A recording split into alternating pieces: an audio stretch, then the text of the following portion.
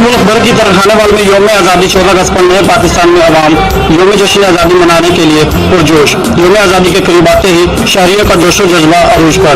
इस मौके पर शहरियों का कहना था, अल्हम्दुलिल्लाह हम पाकिस्तानी हैं और पाकिस्तान पर हम लोगों को फख्र है।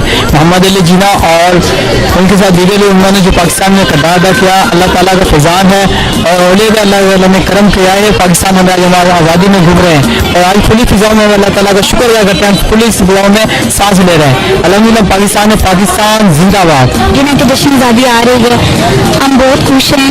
हमने जश्न आज़ादी के कपड़े लिए हैं और ब्रेसलेट वगैरह कैचर वगैरह लिए हैं। पाकिस्तान हमारा प्यारा मुल्क है, इसको हासिल करने के लिए हमने बड़ी कुर्बानियाँ दी हैं। 14 अगस्त का अहम दिन हम बड़े जोशो जज्बे से मनाते हैं। अंग्रेजों से आज़ादी हासिल करके हमें पाकिस्तान नसीब हुआ।